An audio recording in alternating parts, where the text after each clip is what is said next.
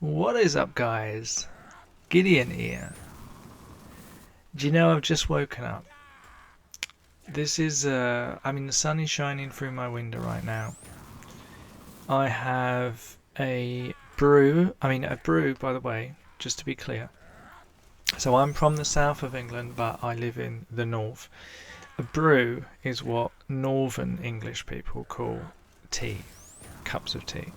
So I think I've officially lived probably longer in the north than I have in the south now. So I've got my brew. Um, I am kind of slowly waking up, suited and booted for my day. And you know what? Before I started my clients today, I thought I'll just have a little chat. I'll go and have a little kind of chat and see how maybe the second part of the series that I started. Maybe that's a good idea. You know, in the process of chatting, there's therapy in that. Why not? Why not start the day off with a bit of personal therapy, a bit of storytelling from Gid? Like that's going to help your life. um, well, who knows? Maybe. So, do you know? Let's do a recap, right? So we talked a little bit about kind of early life stuff. Growing up back in the day. How this whole thing really relates to gaming is the question. How did my life get into gaming? How did I evolve as a gamer? How did I develop as a human? And alongside that, how did the gaming kind of affect that evolution and development? So we talked about a lot of things. We talked about almost kind of like the primaries, which are the specifically what today we might call gaming, which, in this context maybe is kind of the online stuff, the PC stuff, the console stuff maybe. But what I think came out, which I think is really interesting and really organic, and I don't write scripts, so I didn't, I kind of like getting on camera and just essentially, letting it come out, like letting it, just be organic. I really enjoy that. And it's not, again, as a therapist, I spend, a lot of my day working with clients, and that's not something I can really do. So,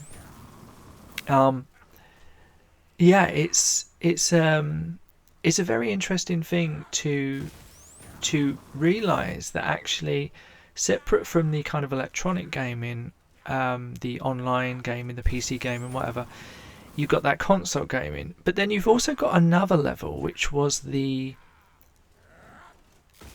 kind of the influences on gaming, and that's something I never thought about. I never really kind of thought about talking about that, and that brought out some of my early memories growing up with kind of card games, growing up with Hero Quest and Space Crusade, and gaming with my brother and gaming with my sister, and the games that we play as children. One of the things I didn't mention in that is it's almost getting to a point where it's almost so distant from what we call gaming today, but we love trees, and because we love trees, we liked climbing them, we loved falling out of them, but we also loved making bows. I forgot about this completely. We grew up in a council estate, a very low income part of the south, and one of the most enjoyable things that even as a child that used to kind of happen was, I would go and find this, and I come from a family of gardeners, right? But I have no idea what most plants are called. I'm constantly corrected by my dad because I call the ground dirt, and he always corrects me and says soil. I don't really know what to do with that, but anyway, there was this particular tree, and it had these blackberries on it, and it was very quick growing. You could literally get rid of it, and it would regrow. And this tree wasn't particularly strong, but it was strong enough for kind of what I needed, which was if I cut a chunk off of one of these long, kind of fairly straight branches, you could make a bow. You could cut a slot in each end and then put string, and you'd get a fairly efficient basic bow. Couldn't take any real like torque, but it did the job for a kid. It definitely did the job. And I completely forgot about this, but making bows and firing actual arrows was like just day to day for me.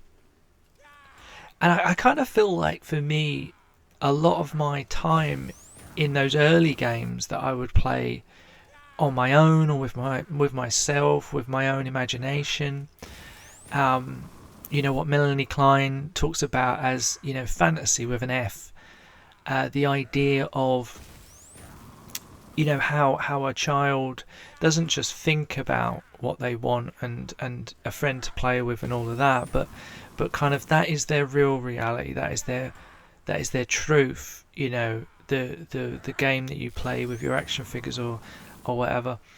And mine for some reason was bows. I don't know how I ever learned how to make a bow, by the way. Like, this is very early days. I'm pretty sure it's not probably a very healthy thing for a kid to be making like weapons that could actually hurt someone. But that was it. That was it. And getting away from those early days, because we're at the midpoint now. This is the middle of my life. And the middle of my life is about some interesting things. And do you know what? When I put my last video up, and thank you everyone, by the way, for watching that. Thanks to all of those for watching it all the way through, because I always love that. I try to keep some interesting little Easter eggs at the end there as well. So if you do get all the way through, it's always a lot of fun. But one of the things that I was thinking about when I put the thumbnail up for that last video was, what could I represent kind of early gaming as? From the child to the early gamer. What is an early gamer? And a big part of me kind of wanted to go like emotional, like a gamer that wasn't in control, because that made me think of my teens. But I saw this picture with the guy in like the VR, and I thought, do you know, that just clicks. There's something about that. And do you know, I think I understand why, because it's a really good segue into the beginning of the middle of Gideon's development in gaming, shall we call it, which is in no way weird that I'm talking about myself in the third person. But so what we've got here basically, why is VR? So VR, I don't know if anyone knows this, but VR actually was released a long time ago, and it did kind of fairly well. This was back like in probably like the 90s or something. It did fairly well, but the world just wasn't ready for it. Like the infrastructure, gaming itself was just so early on, and obviously I'm gonna probably like get little bits kind of wrong in my memory here, because obviously I'm looking back over a lifetime and my memory's not great anyway. But one of the big things about VR, with its initial inception into commercialism and kind of the initial gaming things, was that, and I don't remember people like buying it for their home life. I don't remember that kind of happening. But I do remember London. Now, what is London? London, other than being the city, of course, London. Now, remember, I'm low income child, very very small amount of money, and I remember this. So basically, what I'm saying here is, to get to London from where I lived in the south, it was 12 stops on the train, and it was a fair bit of money, more money than I had probably in those days. But I had saved up a fair chunk of money, and the way I remember this, I'm probably remembering this wrong, is I remember asking my brother to either drive me or go with me on the train down to London. And it wasn't specifically because of the VR element. It was actually because of I wanted to buy my very, very first box set of Games Workshop.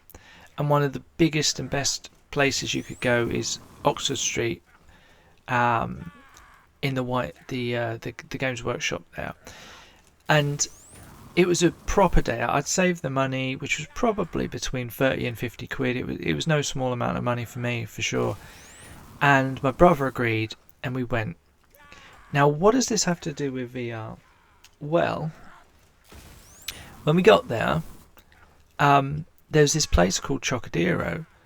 Now, even to this day, this memory is so old that I don't even fully remember it.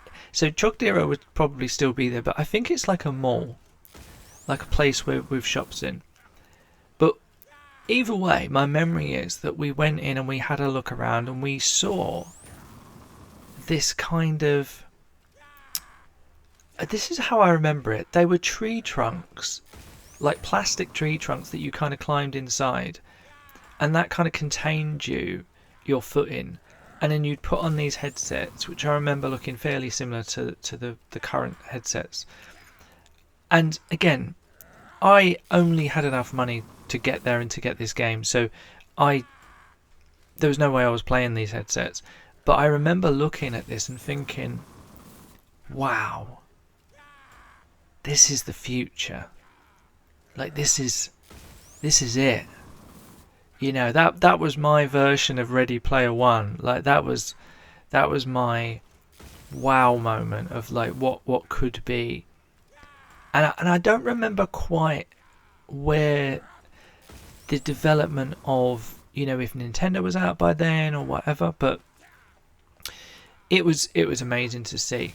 And that memory really was iconified in that picture on that first video. Go back and watch that if you haven't. That'll make more sense as we go through this one.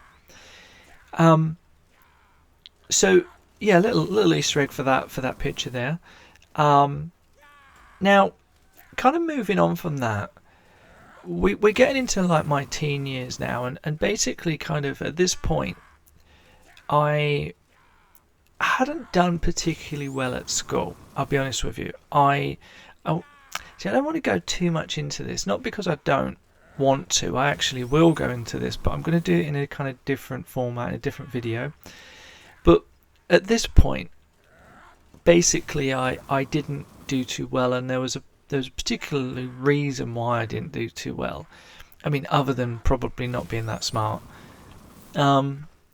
And because of this reason, I basically kind of stopped going to school, and I basically didn't do my GCSEs, which are kind of, you know, for those international people listening, they're the really important first graded kind of exams that you do as a child, and they get you into college, and then college gets you into uni, and, you know, the idea is you get an amazing job at the end of it. But I'd kind of failed first time because of just having a really kind of tough school experience. So gaming for me, as I grew up, really started to kind of, I suppose I was dealing with that gaming. I was dealing with kind of like the religious aspects of my childhood, and then side by side with that, in parallel, I was also dealing with a really difficult school experience. And separate from a lot of the difficulties I had at school, one of the main difficulties was I just didn't feel very smart. Like, I felt very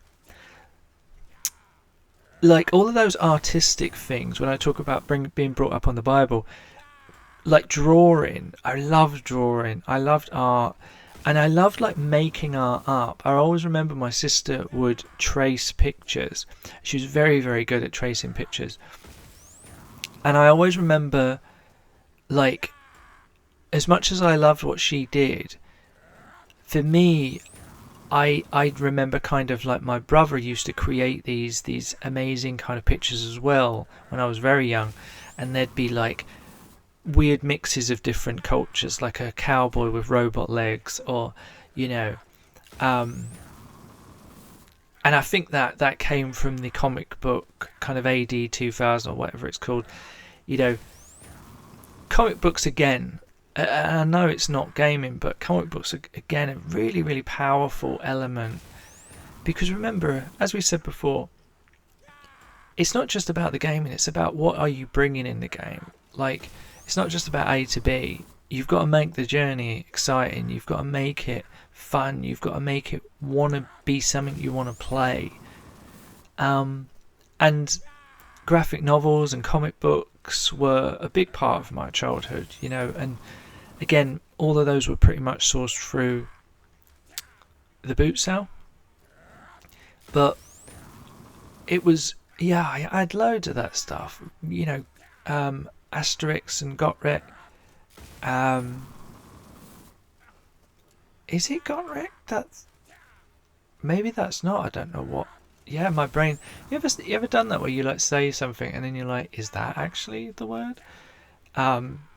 Yes. Asterix anyway, that was you know, AD 2000.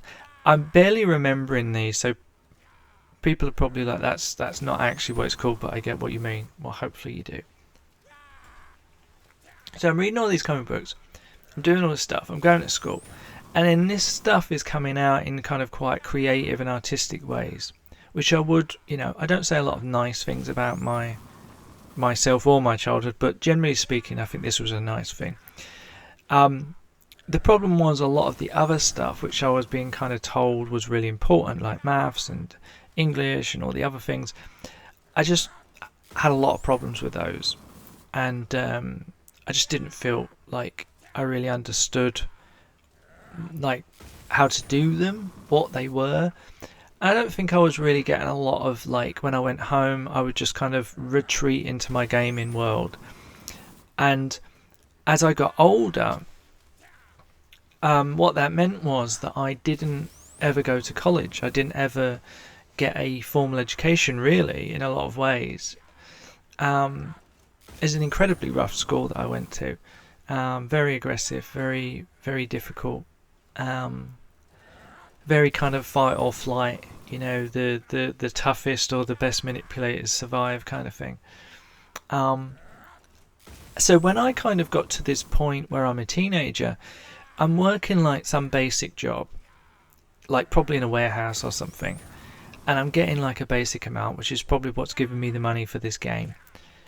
And then from that, I'm seeing this amazing kind of VR life, the future, and maybe I'm feeling probably a little bit like in awe of it, but also maybe dejected, maybe kind of that sadness sometimes we feel when you see something you will never have, or you feel or fear you will never have, you know, a life where I have enough money to buy that.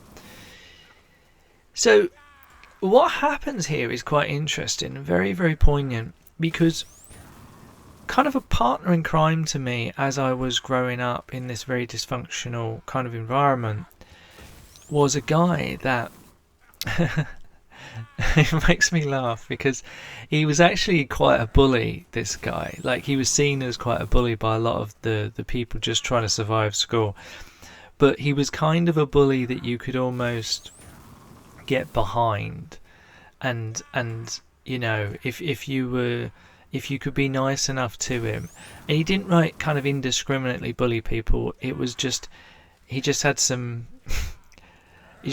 kind of like issues with himself. So if he played with you, he would play wrestling, and he'd kind of, I think he actually would do the moves that were clearly not being done in reality because you'd break your back, he'd do those moves on you for real. He'd jump off the top of a fence and elbow you in the face because to him they were real. So this is someone that you had to be very, very cautious around, but he was kind of blessed with height, and he kind of had this kind of slightly mental vibe to him, slightly disconcerting, kind of erratic. And we kind of, I suppose, found a friendship inside of the issues that we had in our lives at that time, and he was in my year at school. So what happened was we used to play Nintendo together. We used to play NBA Jam. I think that was Nintendo. I think so. I remember it. I remember like the Going on Fire thing and Slam Dunks and all the rest of it. And I remember all of this stuff. And this guy, for all of the things that I think back and just feel sad, really. I suppose just the way he kind of developed as a person, and clearly the stuff that was probably going on for him that were kind of creating, so much stress and him trying to kind of figure out, how to figure out his own life, probably just the same way I was. What happened was he used to take me sometimes around his dad's. He was going through I think a divorce thing with his mum and dad. And when he was around his mum's, we would play NBA Jam. And when we were around his dad's, we would... I probably watch like wrestling and stuff. But this is where it starts, guys. This is where my personal journey really begins. Because in the background of his living room, I'd be sat on the floor in front of the TV with my friend. There'd be a sofa behind us, and then behind that there'd be a big kind of dining table, and on that dining table was a PC, a good PC. Not what we'd call a gaming one, because they didn't really exist at that point, but a work PC, I guess you could call it. And on that PC, every now and again, this game would appear. And I remember the whole screen being full of green, full of grass, and these little men, and this song.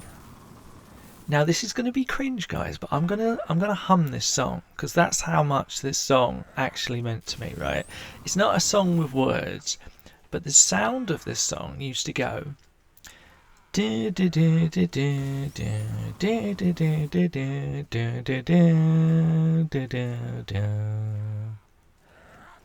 Now cringe away if you want. I know I am, but that noise, I can literally visualize the startup movie of this game, and anyone that knows just from that literal like fiasco of humming there, what this is, put it in the comments, because honestly I'll be very impressed if you know what I'm about to say. This game on the PC was called Settlers. Now I don't remember Settlers being like a big kind of game that everyone knew about, like one of the kind of AAAs of those days, but it enraptured me. Like I would sneak glances over my shoulder at this game. I was so completely just I would like go and like wander, in any way I could to get near to figure out what this was. I'd never seen like a game like this, and this was I suppose a more relatable PC. All of those other games, PCs I talked about in the old days, like Commodores and Amstrads and all of that stuff. This was like a Windows PC. This is kind of where it began, and this game, which was a strategic kind of a city builder, a kind of medieval city builder. Settlers was the beginning of something amazing. It absolutely took me to a place that I did not know existed as a teenager, and it was very, very different from what I was playing.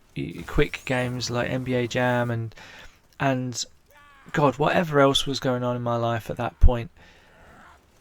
Now, why this is so relevant is because when I get to kind of around probably like 20, or I don't know, around that kind of age, a couple of really important things happen. So one of the things that happen is that I kind of like, you know, in those early kind of 20s, I leave the south and I go and move up to the north, kind of 500 miles away. And that's not really going to have any relevance, to be honest, yet. But that was something I did kind of on my own as a young man. And that was something I did not particularly out of happiness, but out of a kind of sense that I really hated my life. Like, I didn't like who I'd become. I felt very, very disconnected from reality, and I didn't see really a future in the kind of dead-end jobs and the life that I was living, where I was basically every month getting like, you know, I don't know, like 800 quid, £1,000 maybe, I don't know like what we got back then, but it was barely enough to kind of pay your rent and, you know, your food, and I'd just be, I never felt like I could ever really get anywhere. I didn't have any qualifications like at all, which is really rare in England. I was doing jobs that were basically manual labour, and I kind of hated my life, really. Without being dramatic, I did. So I would prop up my life with videos. I would hire videos in you know, the local kind of like hiring places, and I would play games. I would read comic books. I would get library books out. And at this point, just a couple of years, maybe 18, 19, and then kind of probably like 22 or 23 is when I left. What happens before this is I remember going into this big supermarket, this mall, this massive mall, and this is in where I live. This isn't like London. And I remember going into this like Dixon's, I think it was, and there's this computer, and on this computer is this offer. It's something like, for £1,000, finance, blah blah blah, whatever. Now, one of the big issues of working the types of jobs I was doing back then, and not having an education really, was that not only could I not really escape this kind of black hole of kind of finances, but I didn't have very good credit. That wasn't really my aim. That wasn't really, you know, every time I got paid I would just spend it in the first week, because I was basically propping up my happiness, like just trying to have like one really good week where I bought McDonald's and watched cool videos, and, you know, I was very, very disconnected from reality and from life, and from girls, even from like relationships. That wasn't I would say I was going to say it wasn't a focus, but I think it definitely was a focus. I think I was just really bad at it at that point. I definitely didn't think a lot of myself, and that probably played out a lot in the way that I reacted, and behaved and talked and hid from society, I guess. So when I saw this computer being advertised, I thought immediately, I'm not going to be able to do it. But strangely, and I don't remember all the details, but strangely, I applied, and I don't know if they were just pitying me, but I got it. I got my first PC, and my God, this thing was I remember it was a Packard Bell. My God, there's been so many versions of those words that we have used in a derogatory fashion to explain that PC in my family. I think it just settled on Packard smell, which it's not that inventive. It really isn't. There were quite a lot of better ones, but Yeah, I think it was just, it wasn't great, but for me, it was everything.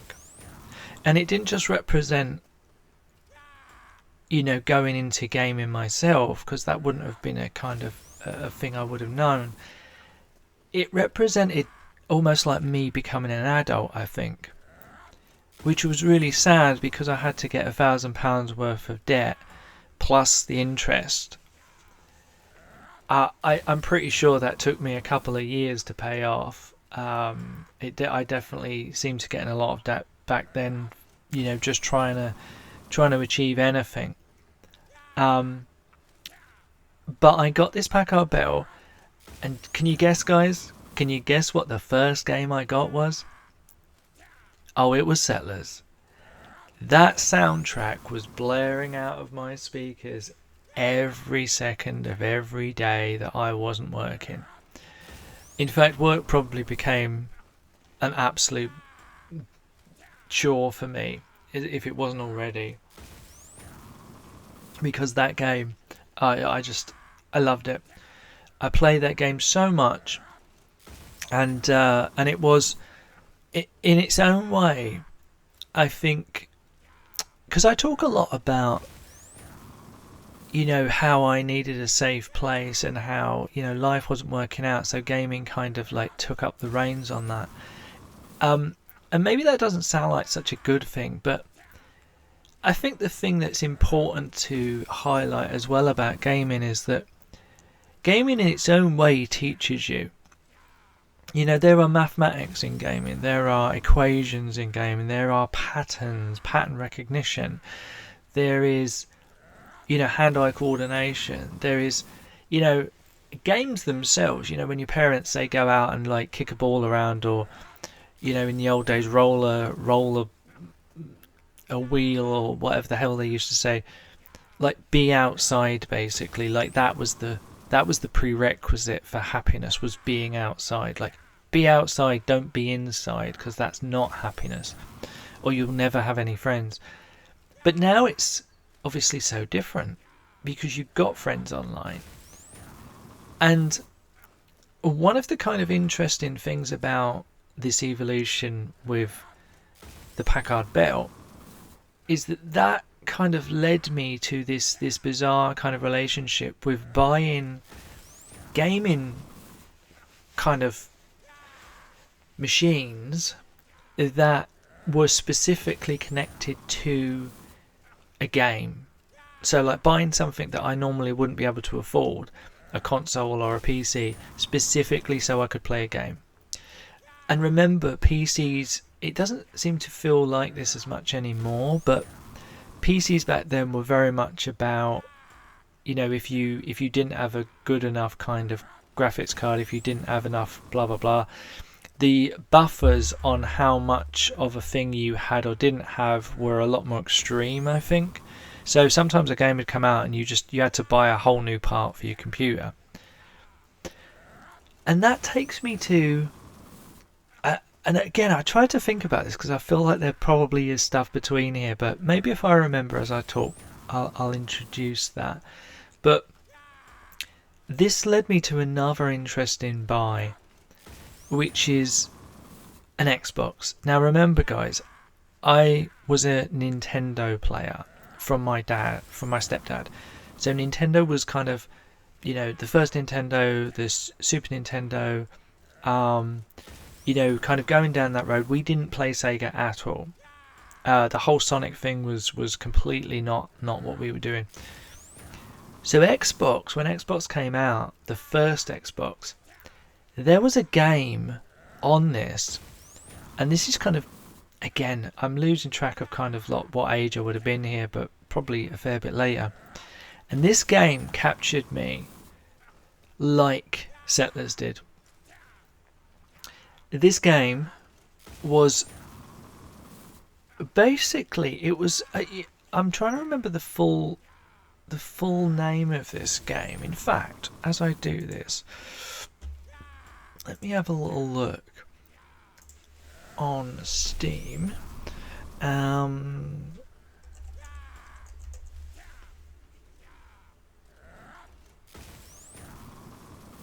Yes. Okay, so basically, let's have a look here. It's gonna be Knights of the Old Republic. Is that the online one? No, it isn't the online one, is it? No, I hope it isn't. Um, Knights of the Old Republic. If that's the first one, if that's the one I'm thinking of, there was two. There was that one, and then there was another one after it. That first one, where you play as like a Jedi, or basically like whatever you want to play as, and you get a team around you. I love this game. This game was, again, it so captivated me that I bought an Xbox just to play this game, and that was one of the games I actually got with the Xbox. And I don't think it was even when it first came out, the Star Wars game, but I don't know why I loved it. I think that for me was like the first evolution of having a team around me, and I really liked that. And do you know, like, when I say to you that I want to keep these discussions organic, I feel it's also important that when I have these discussions, when I talk about this stuff, that if I think things, or if things kind of pop into my head, that I don't hold them back. I think that's important. And what was interesting there when I spoke about that moment is I had this little like image pop into my head as I said, you know, this was probably my first evolution into like group play or whatever I said. The little thing that popped into my head, rather sadly, was, you know, I wonder if that's kind of because I didn't have a lot of friends, because I didn't have like a life that had a lot of opportunity, and like the feeling of being in a game, not just being a hero and having a lightsaber and living this amazing, you know, pre the new Disney world, but like something to imagine yourself in as one of those characters, but then also to have these people that follow you and are your friends, and you interact and you get to choose light or dark. And you know, light or dark when you're religious is a big heavy kind of thing. You know, this isn't just the Jungian kind of stuff that us therapists talk about. This is life or death stuff, you know, in the Bible. And when you're brought up on that, you can have some, even now I use good and bad in really ways that I almost have to check myself on, because I'm like, that's a weird way of putting that. And I realise that those old ways of being, you know, good or bad, you know, in the Hebrew way, is very, very kind of like imprinted in some, at least vocal ways. But yeah, I guess I wondered ultimately whether there was a kind of lack of the outside world and having friendships, and maybe that did give me something. You know, maybe those group games, maybe there was a sense of that. And I suppose that's interesting, because one of the games I'm playing at the moment, which I'm very surprised by, honestly, guys, because this is not the type of game I usually play, is PUBG. And I play PUBG like almost every day now. And whenever I play the game, I play 1 out of 4. And for people that haven't played that, what that means is that I play me with 3 other people that I don't know. So it just randomly selects 3 other people. And it's an interesting element, because I don't feel like I connect to that, you know, like I'm having virtual friends in my team. I don't feel like I do that at all, if I did do that back then. But it's certainly a fascinating thing to think, why do I do that now? Why don't I play on my own when I could? Why don't I play 2-player? Why do I play in a group? Why is it 4? Why do I have 3 other people? I was playing with 2 of my friends last night, and we had an absolutely amazing game. We got quite a few matches in, and we were really, really popping off. It was amazing. really enjoyable. But we're all big strategy players. Like we all kind of probably don't think of ourselves as FPS kind of shoot 'em games. But yeah, interesting. Just kind of interesting as a side point, really. The whole team. What is that team, and why do we feel different about it? So we're going on from this, and now we've gone from Packard Bell from PC, we've gone to Xbox, and now we're going to PlayStation. Now PlayStation, we're still back in the south. This is still, I haven't moved yet, and I get my first PlayStation. And guys, can you guess what was one of the first massive games on the PlayStation? Like one of the absolutely amazing iconic games. I mean, I'm saying this like it's official, but this is really my experience. I remember buying Final Fantasy VII on the PlayStation, and I remember playing that game to a point where, if the plastic could melt from overheating for being on too long, it probably would have 10 times over. I remember playing that game, and damn my brain, oh my god. I keep having these little flashes of things as I'm talking, and now I'm saying that I have to say them out loud. I'm like, oh. So one of the things I kind of don't want to say, but it has flashed into my head, is that when I played Final Fantasy VII, one of the things that I remember doing, because I loved the game so much, was I got really anxious that I was missing things in the game. I don't know if you've ever felt this, like when a game's quite complex and there's a lot of like hidden places and stuff. I really felt that with Final Fantasy, and it felt very much like if you missed something you'd never get it back. So I remember going out and buying this incredibly glossy and gorgeous looking thick volume playthrough guide in game in the shop in England. And I feel bad saying that, like genuinely. I mean, I don't know why, because back in, these are the days on Nintendo where you would do the like right, left, right, Y, B, and you'd get like a cheat code going. I cheated all the time when I was a kid. Like, I wasn't a good gamer, I just gamed. Like, if I could get god cheats or more money or whatever, like, remember, this is a kid with no real education, like wasn't earning a lot of money, probably quite repressed, probably quite angry, probably very angry actually at life, and what's probably actually very important to mention is that this is when I leave my religion. I probably should have said this.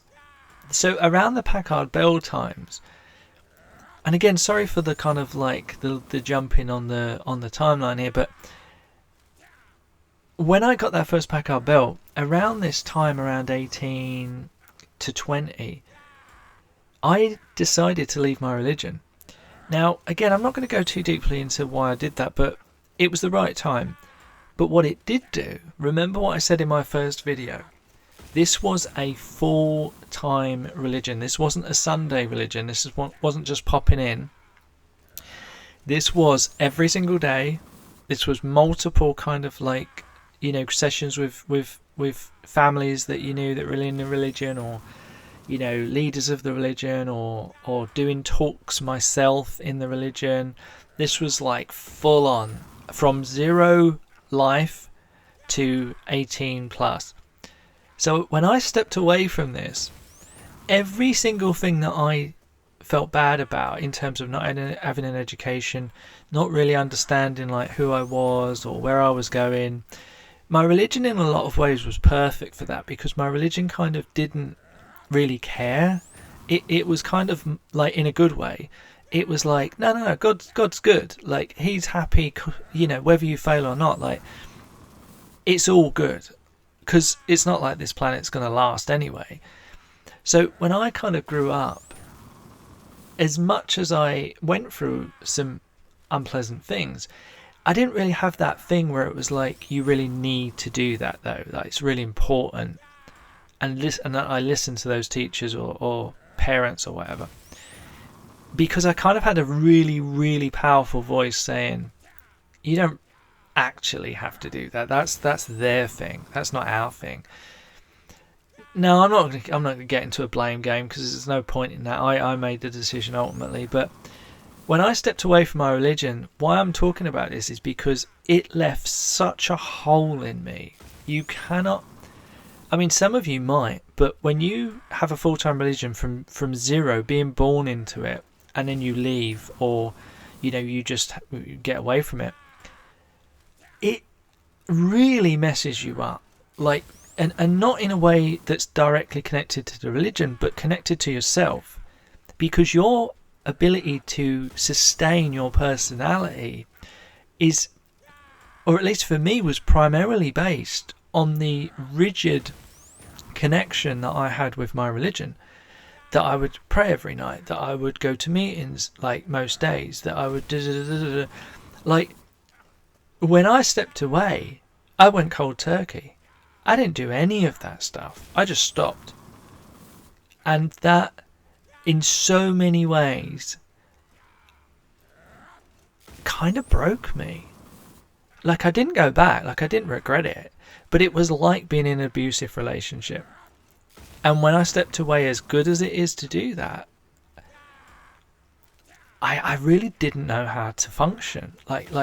So these early days when I talk about buying my first PC and getting in debt, it's kind of like a cry for help, really, just at any anchor I could possibly get.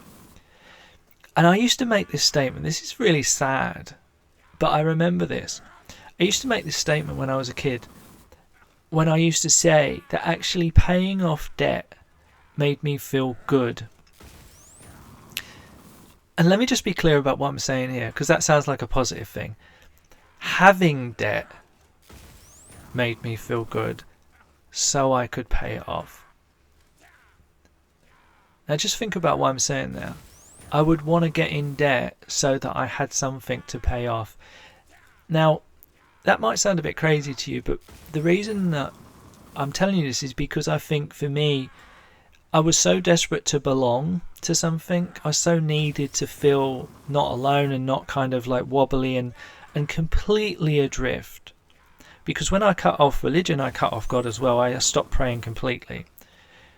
Now, to people out there that don't have religion in their life and have never had it, that's probably not going to sound that bad.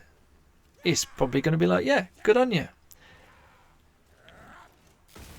I'm not gonna say to you, I'm not gonna kind of, you know, have a pity party about that kid back then and what he went through. But let me just say that it wasn't good, and if anything, it increased the need for gaming. It increased the need for these really emotional, powerful statements, which was this new echelon of buying this PC, you know, reacting to these kind of influences in my life and doing it, whether it was debt or not, getting that Xbox, getting that PlayStation, reading that guide, being a part of that game, being like, you know, a part of society because people were playing it and you were cool if you played that game. Now guys, through all of this, we're kind of coming up to an age where, you know, the Nintendos have all developed, the Xboxes have developed, the PlayStation have developed, everyone's competing with everyone, there's new consoles everywhere, there's handhelds coming out. I'm kind of like probably like, you know, 20s, you know, early 20s, mid 20s. I'm not doing particularly well with girls even. Maybe now that I've left the religion, maybe I'm kind of, you know, experimenting a bit. I'm enjoying kind of like those first initial, certainly from my side, low self-esteem kind of environments, like, you know, just trying to figure out things. And for me, this is when the bomb drops. This is when MMORPGs start to come out. Now let me be clear, this is when I kind of move up north. So I go up north, I completely get rid of any semblance of my life that's left. There's not a lot left after religion, honestly. But any friend I had in that faith, any connection to, I left like my mum, my dad, and my sister lived up north because that had been through her development. She'd went to uni kind of mid-country, and then she'd followed her boyfriend up north. They'd broken up, and she had kind of a spare room. Me and my sister at this point, remember 2 years apart, we didn't get on that well, but for some reason this worked. For some reason I was like, do you know what would really help my life out right now is just destroying the small part of it that's left and moving to 500 miles away from my mum and dad and any actual friends I have left. Let's do that. So spontaneous emotional reactions, guys. That is the topic of like these are the type of things I'm doing at this point in my life. And then when I'm there in this new place, and actually life isn't that bad. I mean, we'll maybe go into that at a different point, but actually a lot of things start making a lot of sense after doing this. But this is when the bomb drops. And what do you think the bomb is? MMORPGs. For those that don't know what that means, I don't know. I just say the word. I don't know. Massively multiplayer online role-playing games, I would imagine. What is the biggest MMORPG around? Of course, it's Warcraft. So WoW is released. Now, this game comes out, and I think this is like, is it 2011 or something like that? I'm probably wrong now. WoW release date. Oh, 2004. Okay, 2004. I think that was 2004. Because it had a picture of a different game, a different expansion. Anyway, if it's wrong, just tell me in the comments. But this game comes out, right? And I can't stop playing this game. And every time I play it, this is 1 to 60. This is vanilla WoW. And I start it about 2 months in because it's like a $4.99, maybe $8.99 subscription per month. I can't remember. I don't think I'd ever played like maybe a few online games, but this was something completely different. The two games compete. Yes, the two games competing with it. So the big boy before WoW became WoW was Ultima Online. I used to play Ultima with my brother. Ultima was a really, really interesting game, and that was the biggest game in the world, I believe, at that point. That got knocked to one side. It lost kind of like any good content, really.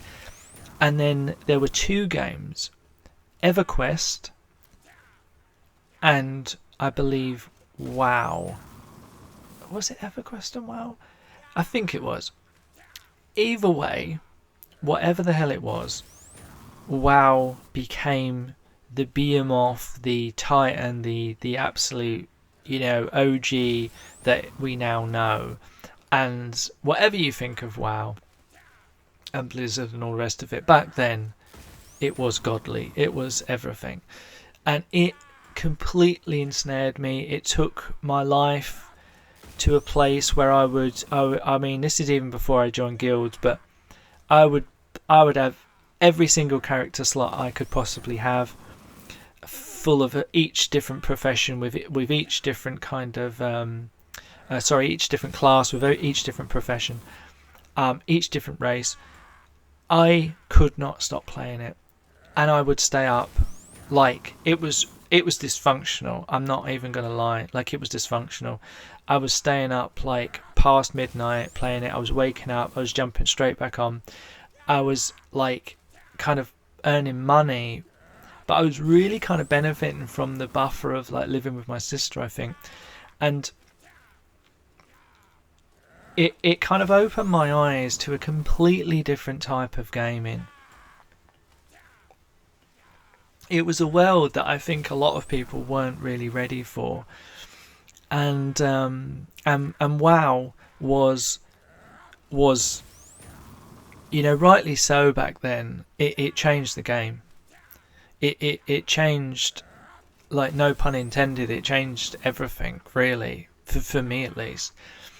Um, it it opened up a way of playing, an accessibility, of jumping in and out, a world that never seemed to kind of end.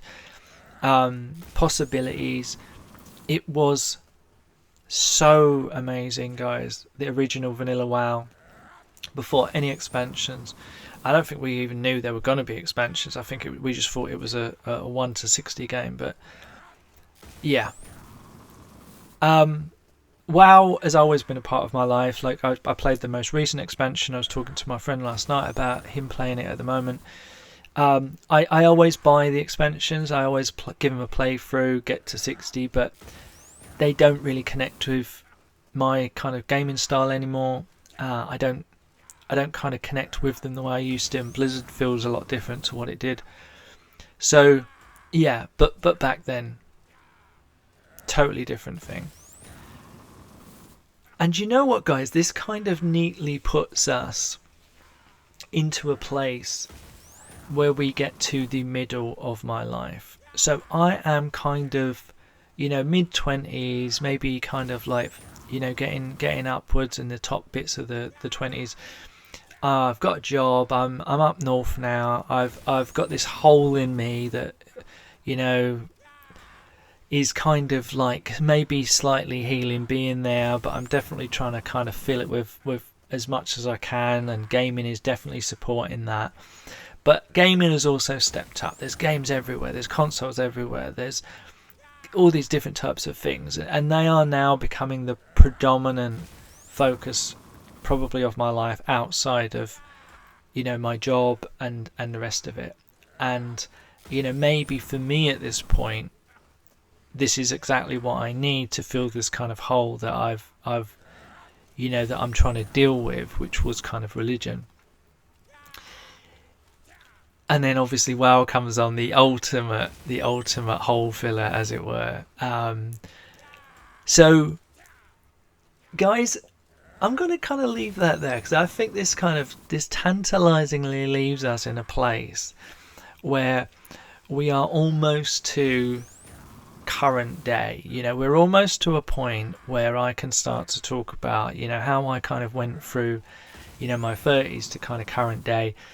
And the exciting and really interesting things that happened in that development. That's quite a lot that we've gone through there. And obviously I probably missed out like tons. A lot of the stuff that I put in there personally, again, I don't mind doing that. I've had some comments where people have said, like, that's really brave. I don't feel brave. Actually, I feel quite awkward in some ways. Like, when I mention some of this stuff, I keep feeling like I need to add like phrases like, oh, woe is me, or like, where's the violin, or like, I find it very hard to talk honestly about like the dark things and the difficult things, because it's almost like I feel like I'm making an excuse. And no one said therapists are fixed, or that we're perfect, or that we're the most sorted people on the planet. I mean, that's definitely not my experience of therapists. But I said that I would do this organically, and I said I would try to be as open with all of that stuff. So I guess I'm trying to do that, and that's not always easy to do, because I am me, and I am biased to me. I don't want to be vulnerable all the time. It hurts. It's not easy. And I suppose in parallel to that, I want you to have a real understanding of, not just what helped me to become a gamer, but what helped me to become the man that became a gamer. How how I navigated my life and how gaming interacted with that and enhanced it, and also how it held me back as it kind of sometimes does. So guys, thank you so much for listening. Again, the comments that people send in my DMs is so lovely. I'm starting to get a few more people kind of commenting on the videos every now and again. I'd love more people to do that. I'd also love people to go back and watch, check out the Dredge video. That would be great. Guys, I hope some of this kind of makes sense to you. I hope it's not just babbling. If it is, who cares? But thank you so much for listening. Thank you for the support. We are so freaking close to 10k subscribers. Can you believe that? Look how long this channel has been up. Almost 10k. Wow. I definitely didn't think this would happen. Guys, again, I cannot thank you enough. And I hope you enjoy this video. I hope you're going to enjoy the next one even more, because that's going to be a doozy. Have a great day. Gideon out.